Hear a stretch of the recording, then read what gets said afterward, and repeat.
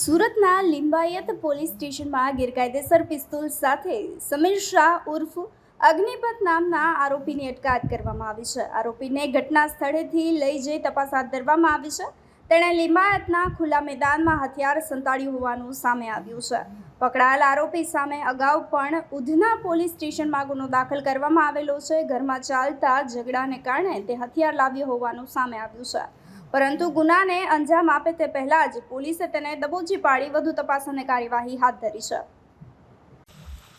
આજરોજ સવારે વહેલા 5 વાગ્યો લિંબાયત નાઇટ પોલીસ પેટ્રોલિંગની ટીમને એક બાતમી મળે કે એક ઇસમ પોતાના કમરના ભાગે કોઈ હથિયાર લઈ અને લિંબાયત વિસ્તારની અંદર આટાફેરા મારી રહ્યો છે.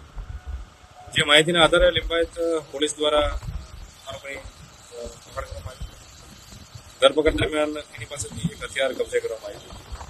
રાત્રિનો સમય દરમિયાન હતો તો હથિયારમાં કોઈ રાઉન્ડ મળ્યો નહીં. તેથી હાલ નિકાલ પંચનામું એટલા માટે કરવામાં આવ્યું હતું કે રાત્રિ દરમિયાન કોઈ રાઉન્ડ અગર અહીં મળી આવે તો એની તપાસ માટે આરોપીને લાવવામાં આવ્યો. આરોપીનું નામ છે સમીર શાહ રાશિદ શાહ, જે રાજન પાટિયા બાપુનગર ગોવડી ખાતેનો રહીશ છે. પ્રાથમિક પૂછપરછ દરમિયાન એવું જણાવ્યું છે કે જે આરોપીની છે પત્ની અહીંયા લિંબાયત વિસ્તારમાં રહે છે.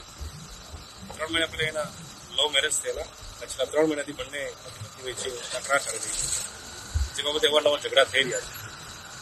ઝઘડાના કારણે આરોપી લિંબાયત વિસ્તારમાં આવેલો હથિયાર ક્યાંથી લાવ્યો છે અને શા કારણે લાવ્યો હતો બાબતની હાલ તપાસ ચાલી રહી છે. આરોપીની રિમાન્ડની પ્રક્રિયા હાલ ચાલી રહી છે. મુંબઈ આરોપીને કોર્ટની અંદર રજૂ કરવામાં આવશે અને નામદાર કોર્ટમાં રિમાન્ડ આવશે. આરોપી વિરુદ્ધમાં હત્યાની કોશિશનો સલામતી પ્રકરણમાં 2024માં ગુનો દાખલ થયો છે. ત્યારબાદ અવારનવાર 135 CP એક્ટના ગુના આરોપી વિરુદ્ધ દાખલ થયેલા છે અને આરોપી હથિયાર રાખવાની ટેવ વાળો છે એવું કહી શકાય.